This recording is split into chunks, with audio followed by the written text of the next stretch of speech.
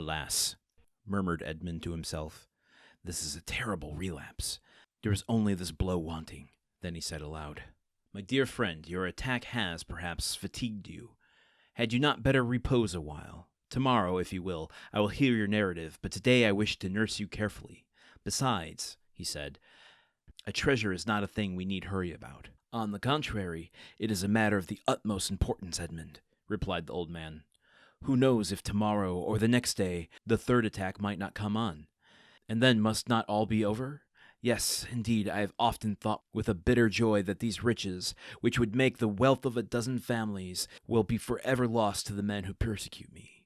This idea was one of vengeance to me, and I tasted it slowly in the night of my dungeon and the despair of my captivity. But now that I have forgiven the world for the love of you, now that I see you, young and with a promising future, now that I think of all that may result to you in the good fortune of such a disclosure, I shudder at any delay, and tremble lest I should not assure to one as worthy as yourself the possession of so vast an amount of hidden wealth." Edmond turned his head with a sigh. "You persist in your incredulity, Edmond," continued Faria. "My words have not convinced you. I see you require proofs. Well then, read this paper which I have never shown to anyone." "Tomorrow, my dear friend," said Edmond, desirous of not yielding to the old man's madness. "I thought it was understood that we should not talk of that until tomorrow." "Then we will not talk of it until tomorrow, but read this paper today." "I will not irritate him," thought Edmond, and taking the paper of which half was wanting, having been burnt, no doubt, by some accident, he read, "This treasure, which may amount to 2 of Roman crowns in the most distant of the second opening, who declare to belong to him a heir. 25th April, 1490. I can't tell you how silly I just felt reading half-written words.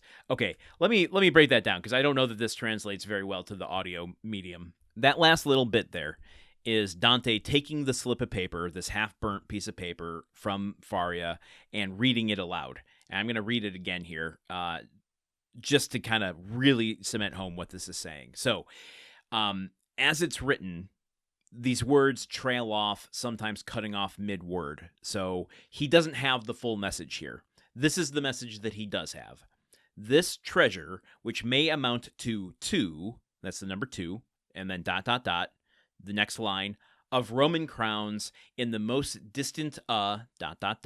next line, of the second opening WH ... So is that who, where, when? We don't know. Next line, declare to belong to him ALO ...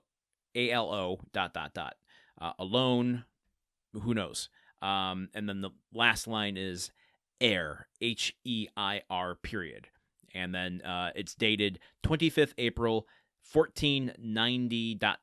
We don't know what the end of that date is going to be yet. So, half read message, who knows what it really entails. Is it convincing evidence? Is it the proof that Dante seems to want to need? We don't get his reaction to it in this scene. But Faria is really insistent, saying like, okay, listen, we can talk about it tomorrow. I get it. You don't believe me, but at least read this before, to prep for our meeting. I wanted to send you this information so that we could both come to the meeting with notes and ready for a conversation. So Dante reads it, and they're going to have a talk. But right now, Dante is just focused on nursing him and deeply convinced that this is a relapse into, as he calls it, mental alienation. Delusions, I think, is another word for it that is applicable. One kind of interesting line there that I initially passed over pretty quickly without it sinking in, but I think I want to bring this out into the light a little bit, was when Faria says here that this idea was one of vengeance to me. I tasted it slowly in the night of my dungeon and the despair of my captivity. Thinking about this treasure, this is going to show them, all those people who put me here, who persecuted me. But what he's saying, the next line, but now I have forgiven the world for the love of you, and now that I see you, young and with a promising future, saying that you're the one that should have this wealth. I want to share the wealth. This treasure means your prosperity, not vengeance against the people who put me here. So it's kind of a character transformation for Faria, at least his motivations, which, is weird because we don't really have much of like the context for Faria before this. So I don't know how much this like means to us, but we know what it means to Dante, and that is, I guess, all we really need to know, because Dante's our main character. What else do we want to talk about? Okay, maybe I can start to go into some actual biographical details with context from these biographies. I've been reading both the books as well as the introductions to all of his works that I've been encountering in the world.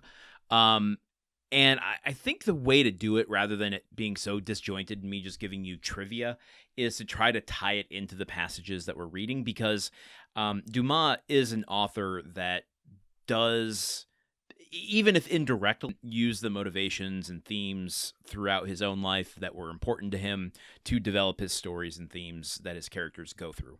So this might seem like a little bit of a stretch. I realize that, and I'm sure they will seem like stretches in the future. It's mostly just ways to try to start to talk about Dumas. So I'm not trying to completely tie it into the passage we read today, but I wanted to start with talking about this idea of the treasure as Faria's legacy. As we just discussed, the vengeance was going to be my legacy, and the treasure was my way of achieving that. Now I'm changing what my legacy is going to be, and it's going to be the prosperity of you. My efforts to acquire this, protect this treasure, whatever the case is going to end up being, is not going to be used for hate. It's going to be used for love, and that love is going to live on in whatever you do with your half.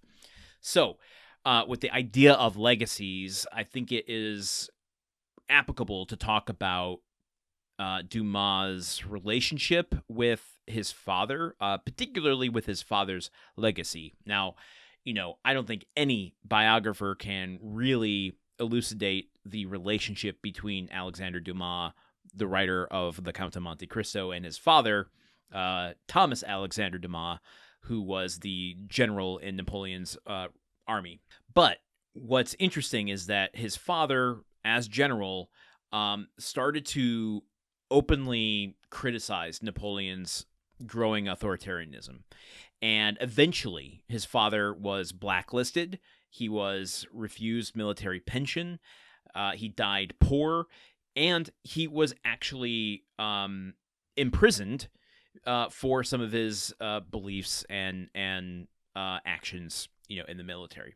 So because of this, because he held so much power, and because he was imprisoned and systematically dismantled, again, another parallel to what happens to Dante here, Napoleon went further to kind of, when he wrote those memoirs on, when he was exiled for the second time, he did not mention General Dumas at all. He kept him out of the official histories.